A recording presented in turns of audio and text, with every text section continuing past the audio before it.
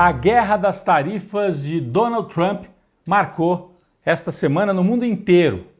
Começaram a valer as novas taxas contra produtos importados.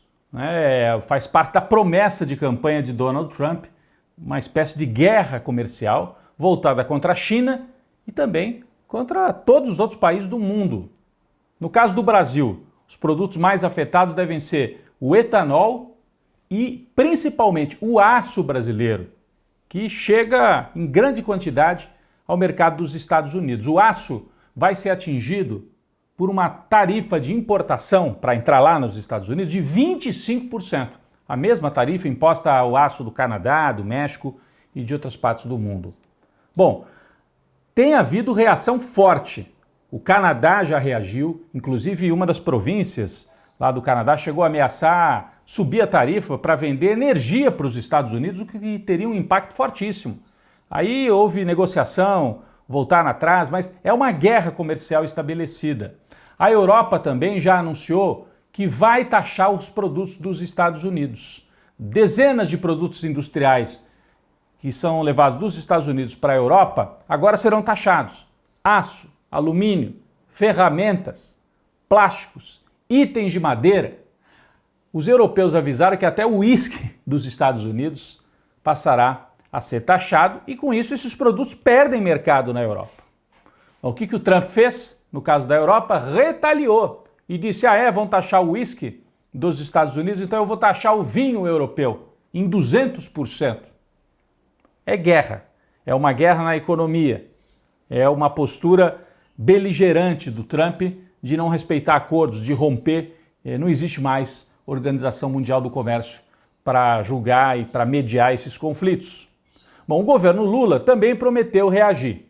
O ministro Fernando Haddad, da Economia, disse que vai ouvir as sugestões da siderurgia, ou seja, dos fabricantes de aço do Brasil, para enfrentar essa decisão de Trump. O que o Brasil poderia fazer? Direcionar as vendas de aço para outros países, a China, por exemplo. Então, o aço que não vai conseguir entrar mais nos Estados Unidos, porque as tarifas ficaram muito altas, e aí não é mais competitivo, esse aço pode ser vendido para a China como compensação. O Brasil vai ter que abrir novos mercados ou se voltar cada vez mais para o mercado interno. Além disso, o Brasil também pode retaliar diretamente os Estados Unidos, estabelecer também, como fez a Europa, taxações para alguns produtos que vêm dos Estados Unidos para cá. Tem que tomar cuidado com isso, porque depois acaba afetando também o mercado aqui dentro do Brasil, né? Se você sobe a taxa, sobe o preço e isso impacta na inflação. Por isso que o Brasil tem adotado um tom cauteloso e evitado um confronto aberto, né? Vamos taxar isso, aquilo, tudo sendo feito com muito cuidado. A exceção foi a fala do presidente Lula durante visita a Minas Gerais nesta semana que passou. Ele exigiu respeito de Donald Trump. Por isso que eu digo sempre, não adianta o Trump ficar gritando de lá. Porque eu aprendi a não ter medo de cara feia. Fale manso comigo, fale com respeito comigo, que eu aprendi a respeitar as pessoas e quero ser respeitado. Bom, além desta viagem a Minas Gerais, em que o presidente Lula foi conhecer as instalações de um grupo automobilístico importante, né? Fez investimentos de 30 bilhões de reais, gerando 1.500 empregos. Lula conheceu ali essas instalações da fábrica.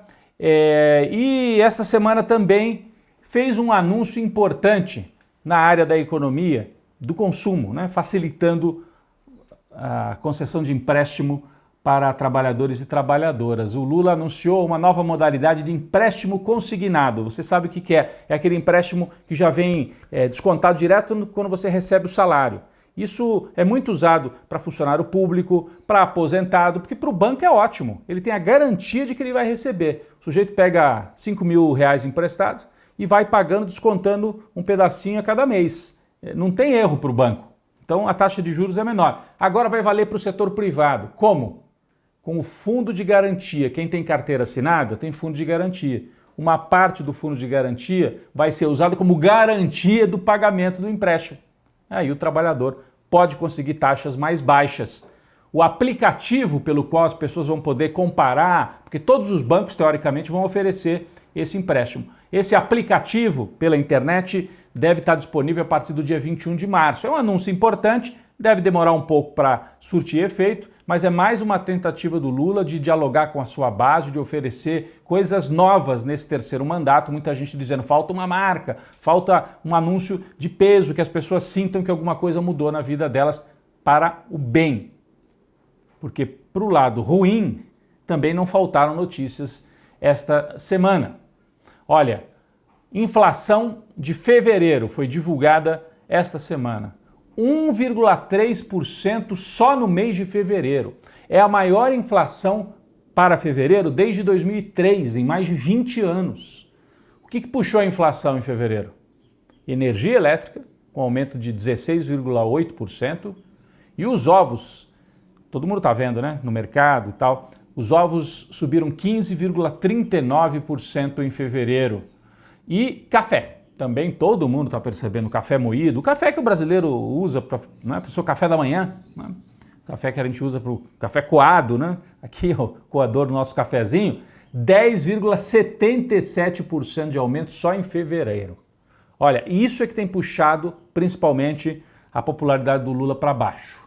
E todas as previsões de economistas, inclusive de gente do governo, é que a inflação dos alimentos só deve ceder no fim do primeiro semestre. Até lá, o Lula vai ter que segurar o tranco, anunciando outras medidas e tentando se segurar politicamente, porque daí os partidos de centro, de direita, que estão no governo, começam a falar, será que eu fico com o Lula? Popularidade caindo, inflação subindo, vou pular para o outro lado. Então é um momento bastante delicado para o governo.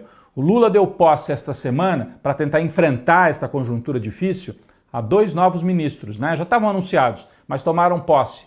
Alexandre Padilha, na saúde, para tentar dar mais visibilidade aos projetos na área de saúde, e Gleisi Hoffmann nas relações institucionais, quer dizer, na articulação política com o Congresso. É o principal papel da Gleisi. Isso sinaliza que o Lula não vai entregar tudo para o Centrão. Muita gente achava, ele vai entregar para o Centrão para conseguir aliviar um pouco a pressão. O que o Lula está mostrando é o seguinte, olha, o Centrão, uma parte dele, a direita, ameaça ir embora, vai, se quiser vai. Eu vou me entrincheirar aqui com os meus mais próximos, fazer entregas, recuperar a popularidade e quem tiver contra o governo vai fazer uma aposta. Ele quer dizer, é uma aposta que vocês vão perder no ano que vem. Né? O Lula também está fortalecendo novas lideranças como Padilha, Gleisi, estão falando até no Boulos, que também poderia virar ministro, lideranças que no futuro podem ir para os embates eleitorais. Então ele está dando força para lideranças que podem se consolidar no PT, na esquerda, no setor aí mais progressista. Essas são as notícias vinculadas ao governo Lula. A semana também foi fortemente marcada pela decisão de Alexandre de Moraes, que após ouvir as defesas dos acusados e a Procuradoria da República, liberou para julgamento o caso do golpe de Estado, né? Isso vai ser julgado na primeira turma do Supremo no dia 25 de março. Se os 5 ministros da primeira turma decidirem, ok, a denúncia prossegue, aí vão virar réus no dia 25 de março. Bolsonaro e o núcleo duro do golpismo, incluindo os generais Heleno, Braga Neto, Paulo Sérgio, Almirante Garnier, Anderson Torres, Alexandre Ramagem e também o ajudante de ordens Mauro Cid. Então já temos data, a partir de 25 de março devem virar réus e até o fim do ano devem ser julgados. Com a expectativa de que Bolsonaro vire réu, cresce a disputa na direita para ver quem é que vai então ficar com esse lugar do candidato do bolsonarismo. Por enquanto o Bolsonaro não arreda pé. Ele diz, eu vou até o fim, já está inelegível, vai virar réu, mas diz que será candidato, vai insistir. E que se ele não for, vai colocar alguém da família dele para assumir a candidatura, porque ele não confia nos outros. Isso embola o jogo. O Tarcísio, né, teve até capa de revista com o nome dele na semana passada, é o nome preferido do mercado, dos empresários, da direita, mas o Bolsonaro, por enquanto, diz, não, Tarcísio eu não quero. Tarcísio fica para governador de São Paulo. Eu vou insistir, se não for eu, vai alguém da minha família. É a situação na direita. Isso também dá algum alívio para o Lula, porque o campo da direita está bastante desarrumado para a eleição de 2026.